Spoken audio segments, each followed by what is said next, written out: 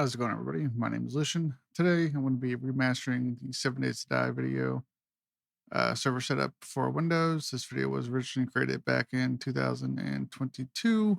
I made some things a little bit more efficient, a little bit more better, some kind of just remastering some old tutorials. But let's go and get started. You're going to open up the browser, go to whatever search engine you prefer, and we're going to type in Steam CMD. And then for me, it is the first link. We're going to click on that. Then we're going to click on Windows, and then this zip file link right here, we're going to click on that and download it.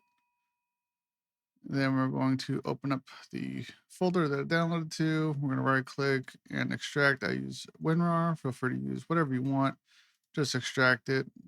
You'll get another folder called SteamCMD just like that. We're going to Control X to cut that.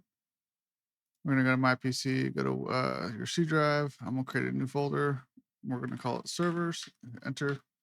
Go into that folder, and then I'm going to do Control V to paste it. Then I'm going to go to my GitHub page. The link for this will be down in the description. This has a written tutorial, but this is the video, so we're not going to go over that. We're going to download the firewall config.bat and the starserver.bat.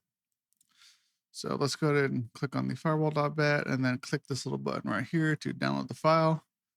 Then we're going to go back and do the same thing with the server.bat. Download that as well. All right. We can then minus that out. We'll go open up a little new tab here. We'll go to our downloads. Take both of these files. I'm going to Control X both of those and slap that into the servers folder. And to open up the ports in the firewall, all we have to do is run the firewall.bat, the firewall-config.bat as an administrator. You have to run it as admin to actually open up the ports. So we're gonna run it as administrator. For me, you might get this. You probably will get this. This is just asking if you're sure you want to run the script. Since it's my script, I know the script. I know exactly what it does. I'm perfectly fine running the script. Feel free to read the script yourself and to verify everything that it does so you trust it as well. We're gonna hit run anyway. And then this, we're just gonna hit yes. Then it's going to ask us if we want to open up port 8080. This is for the web dashboard. So if you want to enable the web dashboard, just hit Y, and then it'll open up the ports in the firewall for the web dashboard. And if you don't, just hit no. For my case, I don't want to, so I'm gonna hit no. And the same thing, this is for the telnet though. I'm not going to be using telnet. If you want to use telnet, you hit Y or hit N for no. For my case, I don't want to use telnet either, so I'm going to hit no for that. And then that's done. And we can check that if we go to our start menu and type in firewall, and then we click on advanced security, and then we click on inbound rules. And then you can see our ports are opened that we need to have open for that we allow. Since we didn't allow the web panel or the telnet, we don't have those ports in this list. So we can go ahead and close that. Next thing we're going to do is run the start server .bat file here. What this will do is it will run this file initially, download all the folders, create the server folder that we need, and put all the folders, all the files into a new folder. So we're going to go ahead and start this. Again, I know my own script. Feel free to read over yourself before you run it to make sure you trust it. Then we're going to hit run anyway. Then this may take a while, just depending on your internet. So feel free to pause the video now to be able to catch up once this is done.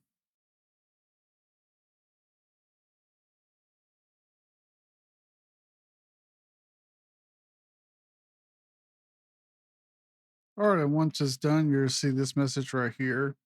Except for it's not actually launching the server because we haven't actually created the config file. So we're going to go ahead and close this.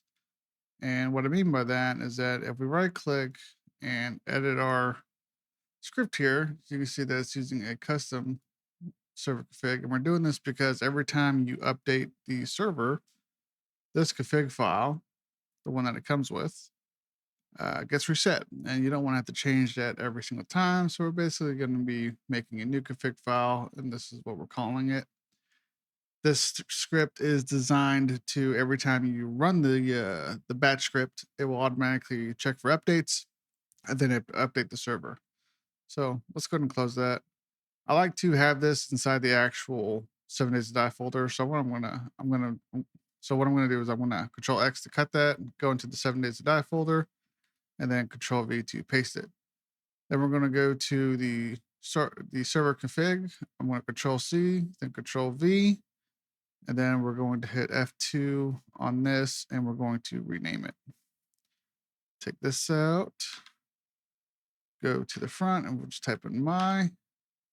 Then we're going to right click on this, and then we're going to edit it with whatever editing software you prefer. All right, then once this is open, we can go ahead and set the name of our server.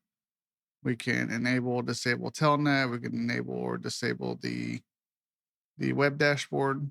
I'm going to leave all these settings as default for now. I'm not going to change anything, not for the purpose of this tutorial. I will change the actual name of the server. We'll just call it Lucian My Game Host, just so it's something different. And then we're going to Control S to save it, and then we're going to close it. And then that's all we need to do for there. If you want to do mods, you just put all your mods into this mod folder. And once that's all done, we are going to rerun the startserver.bat. Let it check for updates, which there won't be any updates because we literally just downloaded it. Everything should be updated already. So it's just verifying the installed, making sure we don't have any corrupted files right now. It'll do this every time, but there's whether there's an update or not, it'll always verify, make sure there's nothing corrupted.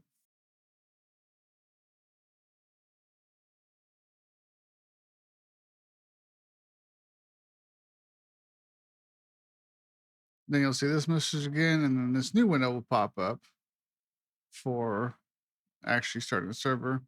So you can ignore the part where it says it's launching in the background because it actually does not launch in the background. You can see it right here in the foreground. So, but we're going to wait for the server to finish booting up, and then we're going to go into the game and connect to the server just to show you guys that everything is working. Before I do that, though, I do want to, if we open up the files here, if you want to make yourself an admin, if you go to %app, I can spell app data, and then slash, it's already up here for me, 7 days to die. We're going to click on that, go to saves, then server admin. This is where our map is right here. My game, that's our save game, our map for our server. But if we want to make ourselves admin, we can edit this by right clicking on it. We'll just hit edit. And then here you'll be able to make yourself an admin or make anybody else an admin. And that's how you do that. So once you do that, the server's running. You will need to restart the server for the changes to take effect. This can be closed once the server's actually launched. You don't have to leave that open. You can close that as long as this terminal right here is open. Then you're good to go. This has to stay open. If you want the server online, this has to be open. You can minus it, but it has to be running. So let's go ahead and jump into the game and make sure that we can log into our server. All right, once we're in the game, you're going to hit join a game. We'll do a search. Since I called mine Lucian, I'm just going to type in Lucian. Hit start search. And I can see it right here. And if we click on that, you see all the details right here on the right. And then we can click on connect, and that will join our server.